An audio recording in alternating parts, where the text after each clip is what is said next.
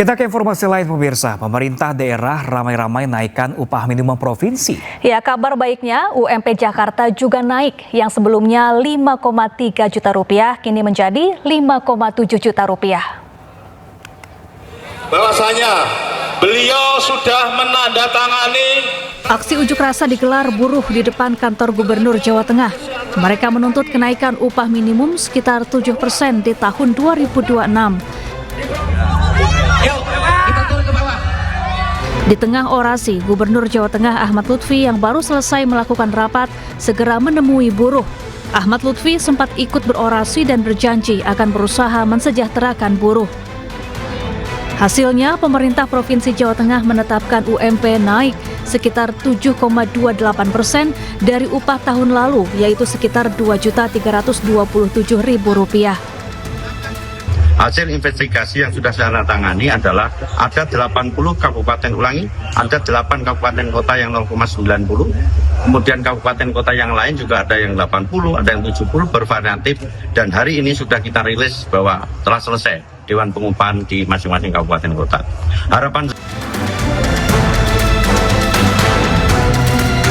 Sementara itu, upah minimum Provinsi Jakarta 2026 naik 6,17% atau sebesar Rp300.000.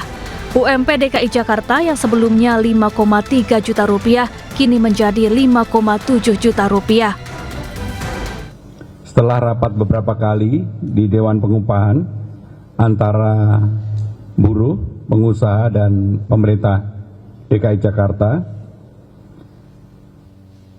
telah disepakati untuk kenaikan upah minimum Provinsi DKI Jakarta atau UMP tahun 2026 sebesar Rp5.029.876. UMP sebelumnya sebesar Rp5.394.761, maka kenaikannya sebesar 6,17% atau Rp333.115. Kenaikan upah berdasarkan hasil rapat antara buruh dan Pemprov DKI Jakarta di Dewan Pengupahan. Tim Liputan iNews melaporkan. Pemirsa, di penghujung tahun, karut-marut permasalahan sampah di berbagai daerah tak juga selesai. Ya, Menteri Lingkungan Hidup bahkan telah menjatuhkan sanksi kepada pemerintah daerah yang dinilai tidak becus mengurus sampah.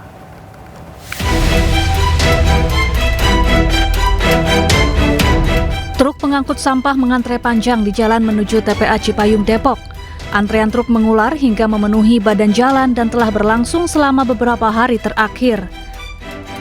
Kondisi ini terjadi karena tempat pembuangan akhir Cipayung sudah kelebihan kapasitas. Sampah dari seluruh wilayah kota Depok ini mencapai 1.400 ton per hari.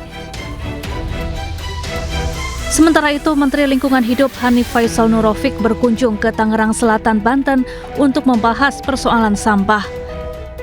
Menteri LH memberi sanksi administrasi kepada Pemkot Tangsel sejak Mei hingga Juni 2026 karena tak becus mengurus sampah.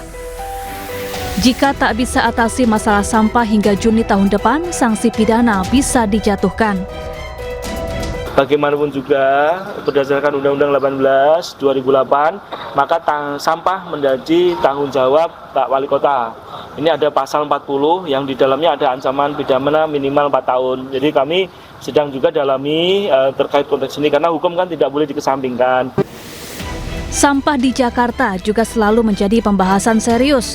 Dari jalanan hingga aliran sungai masih jadi tempat pembuangan oleh manusia tidak bertanggung jawab. Padatnya penduduk Jakarta turut berdampak pada total jumlah sampah harian di kota ini, yaitu 8.600 ton. Sepanjang tahun ini, sampah Jakarta diperkirakan sudah mencapai angka 3,17 juta ton. Sebagian besar sampah didominasi sisa makanan, plastik, dan kertas yang berasal dari rumah tangga. Sementara kawasan perdagangan menyumbang sampah kedua tertinggi sebesar 21,6%. Pasar tradisional turut menjadi sumber penghasil sampah ketiga terbesar sebanyak 16%. Ironisnya berbagai jenis sampah bercampur sehingga menjadi sulit dipilah untuk didaur ulang. Tumpukannya mengalir hingga ke tempat pembuangan akhir seperti Bantar Gebang yang kian hari kian padat. Di sisi lain, masyarakat tak seharusnya menunggu dari pemerintah, melainkan dimulai dari diri sendiri. Keinginan agar lingkungan bersih harus tumbuh dari kesadaran pribadi. Tim Liputan iNews melaporkan. Ya pemirsa, memasuki libur panjang Natal dan Tahun Baru, bus wisata Bandung Tour on Bus atau yang dikenal dengan Bandros kembali membeludak. Ya pemirsa, ratusan wisatawan pun harus bersabar menunggu antrian bus wisata yang menjadi primadona di kota Bandung tersebut.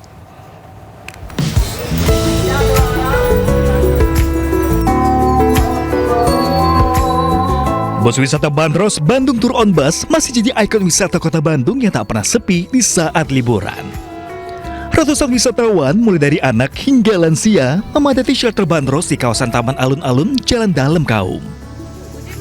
Bahkan mereka rela antri berjam-jam hanya untuk bisa berkeliling menggunakan bus wisata sambil melihat tempat bersejarah di kota Bandung. Tidak hanya warga Bandung Raya dan sekitarnya, tidak sedikit wisatawan dari luar daerah yang sengaja datang berlibur untuk bisa naik bus unik yang satu ini. Pengen tahu sejarah kota Bandung sambil keliling-keliling, gak usah capek, terus pengen duduk aja gitu sambil nyantai. Udah nunggu berapa lama? Kayaknya kurang lebih mau sejam. Kenapa? Karena di TikTok kayak kelihatannya seru gitu, kayak muter-muter Bandung juga. Ini pengalaman pertama kalinya? Iya, pertama. Barusan nunggu berapa lama? Kalau tadi sih kita baru nunggu 15 menit sih. Udah tahu kebagiannya kapan? Nggak tahu. Nah. Ini kesini bareng siapa aja? Aku bareng temen aja. Oh, bela-belain ya? Dinas Perhubungan Kota Bandung sendiri menyediakan 6 unit armada wisata Bandros, di mana setiap harinya dibatasi untuk 500 wisatawan. Namun tidak menutup kemungkinan disediakan armada tambahan jika pengunjung terus membludak. Bus dengan kapasitas 25 orang ini beroperasi setiap hari mulai pukul 8 pagi hingga pukul 4 sore. Dari Bandung, Jawa Barat, Billy Mulyono Vingkeran, iNews melaporkan.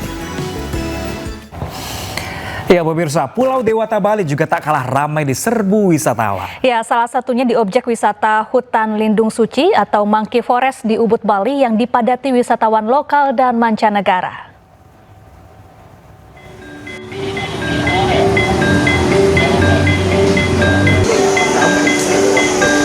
Suasana libur panjang di kawasan pariwisata Ubud, Kabupaten Gianyar, Bali, ramai oleh wisatawan domestik maupun mancanegara. Seperti di objek wisata Mandala Suci Wenarawana, Monkey Forest Ubud. Ratusan wisatawan memadati destinasi wisata konservasi hutan desa yang dihuni ratusan monyet ekor panjang ini. Selama libur panjang, kunjungan wisatawan ke Monkey Forest Ubud mengalami peningkatan signifikan. Rata-rata setiap harinya, objek wisata ini dikunjungi 2.000 wisatawan. Ragam aktivitas dapat dilakukan hingga yang terbaru yaitu Monkey Moment, di mana wisatawan dapat bersuah foto langsung dengan satwa secara aman di bawah pengawasan petugas. Di tahun ini kami launching adanya bagaimana tamu bisa berinteraksi dengan monyet dengan aman. Jadi kita sebutnya Monkey Moment, yang cukup viral itu ada monkey selfie. Jadi tamu bisa berfoto dengan monyet, bisa mangku monyet, dan nikah dengan supervisi ketat dari tim kami. Kunjungan wisatawan ke objek wisata Monkey Forest Ubud diperkirakan masih akan terus meningkat hingga puncak liburan dan awal bulan Januari 2026 mendatang. Dari Gianyar, Bali, Ketut Catur Kusumaningrat, iNews melaporkan. Ya, momen libur Natal dan Tahun Baru dimanfaatkan warga untuk mengunjungi kebun binatang Ragunan. Ya pemirsa, sejak pagi tadi objek wisata Ragunan, Jakarta pemirsa ramai pengunjung. Sambil menikmati udara pagi, pengunjung juga melihat aneka koleksi satwa yang ada di Ragunan. Di masa libur Natal dan Tahun Baru kali ini, jumlah pengunjung meningkat hingga 3 kali lipat. Yang biasanya hanya 15.000 pengunjung, kali ini menyentuh angka hingga 50.000 pengunjung. Untuk mengantisipasi terjadinya kepadatan, pihak pengelola telah menambah 10 kantung parkir dan 694 petugas.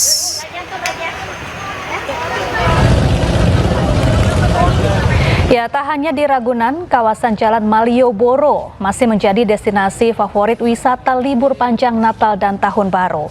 Titik 0 km jadi spot favorit wisatawan untuk berfoto bersama rekan dan keluarga.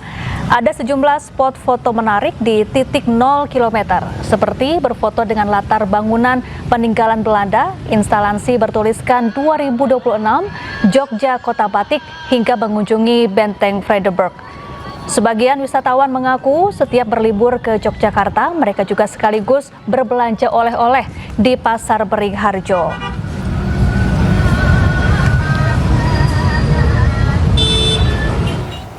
Ya, untuk mengetahui seperti apa keramaian liburan di sejumlah tempat wisata, kita bergabung dengan jurnalis iNews, ada Anissa Rizkia di Ragunan, Jakarta, dan juga ada Galih Wisma di titik 0 Yogyakarta.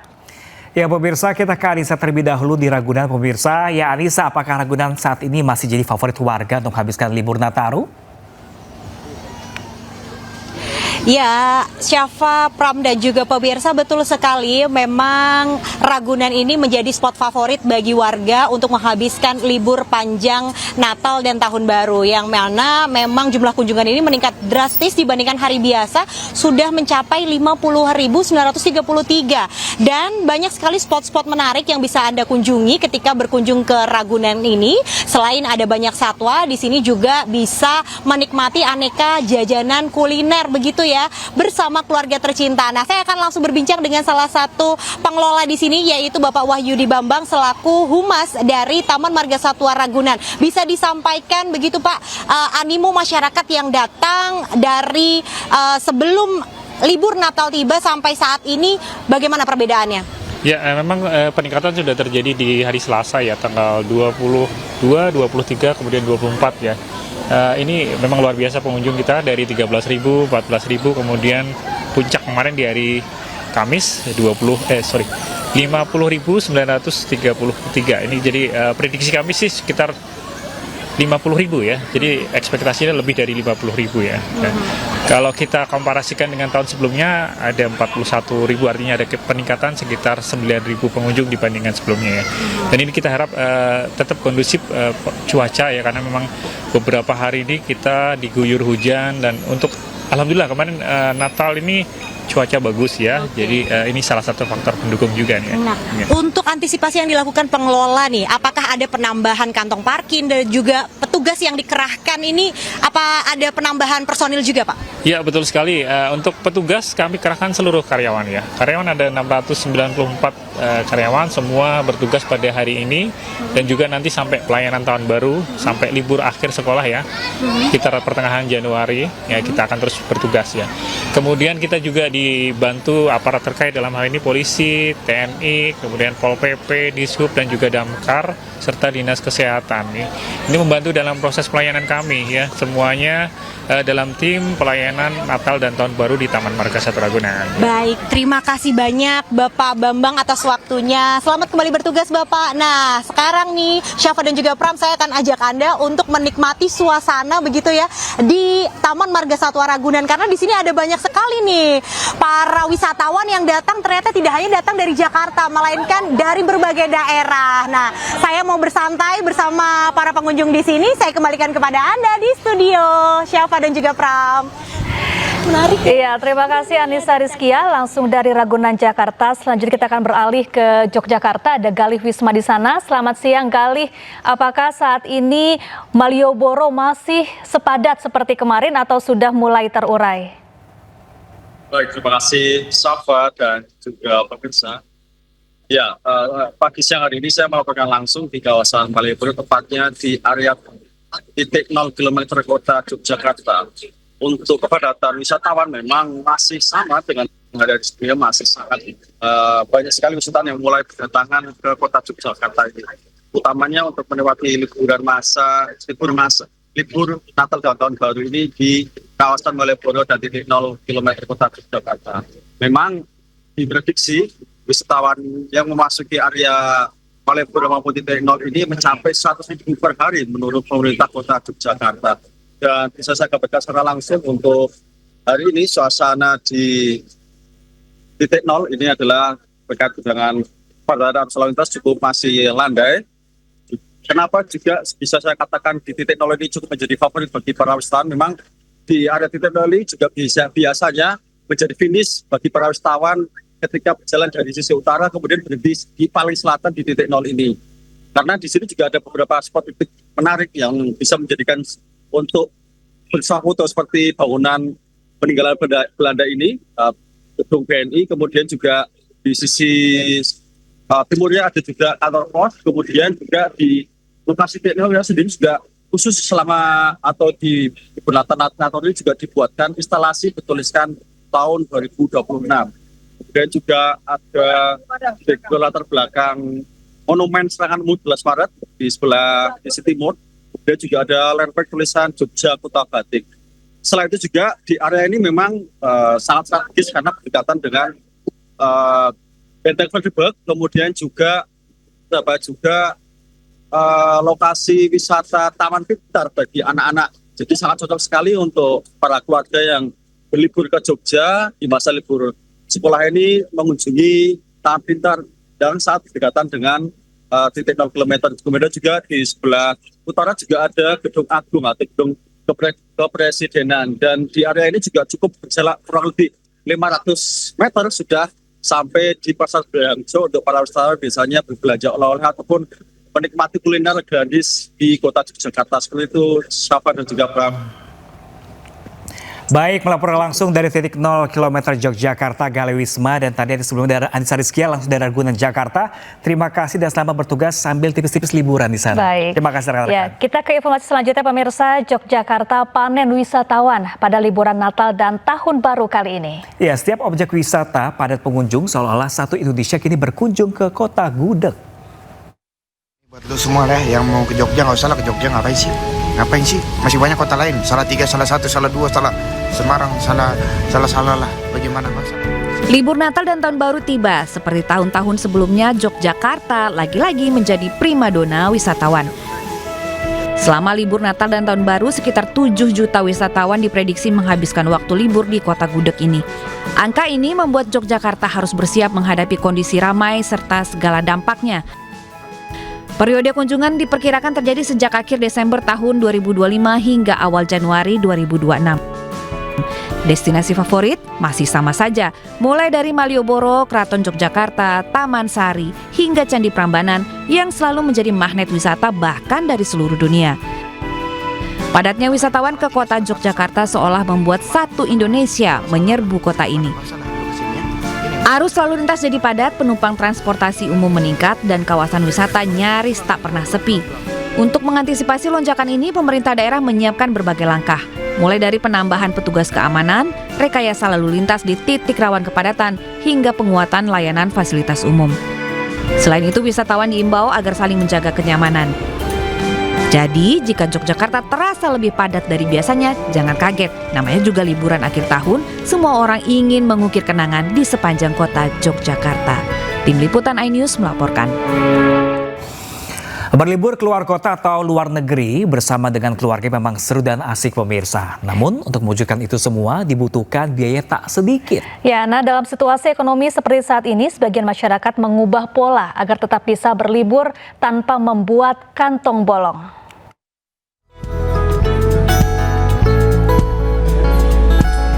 Di tengah ekonomi yang sulit, pola berlibur masyarakat Indonesia turut menyesuaikan. Bukan berhenti liburan, tapi lebih mengatur biaya. Data Badan Pusat Statistik menunjukkan pada Juni 2025, jumlah perjalanan wisatawan Nusantara mencapai 105,12 juta perjalanan. Angka ini menjadi sinyal kuat minat liburan tetap tinggi meski kondisi ekonomi sedang megap-megap. Sejumlah siasat dirancang agar bisa menikmati liburan namun tetap hemat. Selain itu, masyarakat kini cenderung memilih liburan lebih singkat, dekat, dan juga praktis dengan memanfaatkan promo transportasi hingga diskon akomodasi. Paling kita biasanya sih memanfaatkan kayak taman-taman gitu ya Mas. Di Jakarta kan banyak tuh ruang terbuka. Paling ngajak anak ke situ kan. Banyak sih benernya ya, kita bisa mensiasati tanpa keluar ruang banyak itu. Tadi pagi misalnya saya jogging nih di lapangan Banteng ya. Kemudian bisa juga pergi ke museum, kemudian ke taman, banyak sekali kan. cari liburan yang kids friendly, tapi yang outdoor. Jadi di playground kan banyak ya kayak gitu. Udah gitu kita biasanya juga ada kegiatan di rumah tuh. Kita bisa download kayak worksheet gitu buat dikerjakan sama anak di rumah. Pemerintah turut mendorong tren berlibur di dalam negeri dengan taburan promosi wisata domestik serta insentif transportasi. Liburan tahun ini bukan soal jauh atau mewah, tapi soal cerdas memilih, menikmati waktu bersama keluarga, dan tetap menjaga keseimbangan keuangan di tengah tantangan ekonomi. Tim Liputan iNews melaporkan.